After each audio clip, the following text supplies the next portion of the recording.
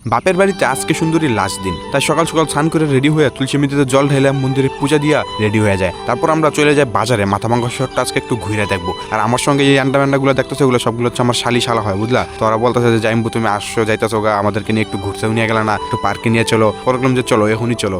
10 টাকা 20 টাকা বৌদি যত টাকা চাই অত টাকা দিই। আমি আগে কলেজ থেকে জেনেই যাব তো বের রাখা হচ্ছে। আজকে তো আমরা ফ্রিতে দেবো তাহলে নাকি? হ্যাঁ আজকে আমরা দাদার তরফ থেকে আজকে চাপ নাই। যাও আমার তো তুমি না রাখো রাখো। আমি যে সময় মাথাভাঙ্গা শহরের কথা কল্পনা করি, তখনকার শ্যামা মায়ের এই মন্দিরটার কথা মনে পড়ে, কারণ এই মন্দিরটার ছাড়া তুমি মাথাভাঙ্গা শহরটার কল্পনা করতে পারবা না। আমি অনেকদিন থেকেই ভাবতেছি যে সময় যাই আমি সময় শ্যামা মায়ের মন্দিরে যা মায়ের দর্শন করে আসবো।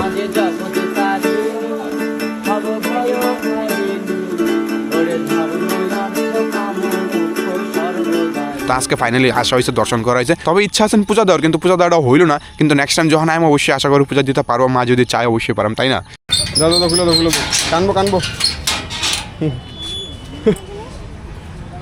যাই হোক, শ্যামা মায়ের দর্শন করার পর ওইখান থেকে বাইরে হয়ে আমরা রওনা দিই মদন মোহন বাড়ির উদ্দেশ্যে। আর মদন মোহন বাড়ি, ঠিক আছে, এখানে তো তোমরা অবশ্যই সবাই গেছোই, যারা যারা মাথাভাঙ্গা থাকো, একদিন অবশ্যই যাও। একদিন বলতে গিয়ে মাসে তো কমসে কম একবার যাই। আর এই মদন মোহন বাড়িতে আমি প্রথমবার যেতেছি, তবে একবার গেছিলাম, সামনে থেকে আমি ঘুরে এসে পড়ছি, ভিতরে ঢুকছিলাম না, হয়তো আমি স্নান করছিলাম না, তখন আমি স্নানটা একটু কমই করতাম। আর সিনেমা আপনার আমার প্রচন্ড ভালো লাগে, ঠিক আছে, আমার আইডল, আমি ওরা দেখে দেখে শিখছি সব কিছু। আর একটা কথা যেটা কমন, হ্যাঁ, ও মাথাভাঙ্গা শহরের মেয়েরই বিয়ে করছে, আমিও তাই করছি। আচ্ছা, সিনেমা এবার যে বউ আছে তোমাদের স্কুলে ম্যাম ছিল বলো, তোমার হ্যাঁ ম্যাম বি সেকশনে ক্লাস নিত। তোমার নিত না? না, আমি তো এ সেকশনে পড়তাম না, ও ছিল বি দুঃখ না? সেকশনে। যাই হোক, তোমাদেরকে আমি একটা কথা বলি, শুধু ছেলে হলেই হবে না, ছেলে হয়ে জন্ম নিলে আপনাকে ভালো চাকরি করতে হবে, সবার মনের মতো হতে হবে, প্রচুর টাকা থাকতে হবে, সবার সব আবদার পূরণ করতে হবে, বেশি কথা বলা যাবে না। প্রতিষ্ঠিত না হলে আপনি কখনো ওই ফ্যামিলিতে যেতে পারবেন না। যে বাবা নিজেও এত টাকা কামাই করতে পারেনি, সেই বাবা ওই ছেলের কাছে সেটা আবদার করে বসে যে এত টাকা না হলে আমি আমার মেয়ে দেবো না। এক কথায় তোমার 21 বছরেই সব থাকতে হবে, তোমার কাছে টাকা নাই মানে তোমার কিচ্ছু নাই।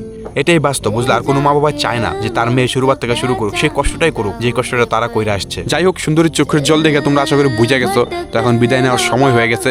আমরা মাথাভাঙ্গা থেকে কুচবিহারের বাসে ওইটা বলি। আর সেদিন কামান একটু রিলেকশনের পর দিন ছিল, তো বাসের সংখ্যা খুব কম। তারপর এখান থেকে অটো ধরে আলিপুরে আসি, আর আলিপুর থেকে পরে বাড়ি চলে আসি। তো টাটা, বাই বাই। হ্যাঁ, এমনই যদি মিষ্টি মিষ্টি ব্লগ দেখতে চাও তাহলে অবশ্যই আমার পেজটা ফলো করে রাখো, আর কমেন্ট অবশ্যই জানাও যে কোন জায়গাটা তোমার বেশি ভালো লাগছে।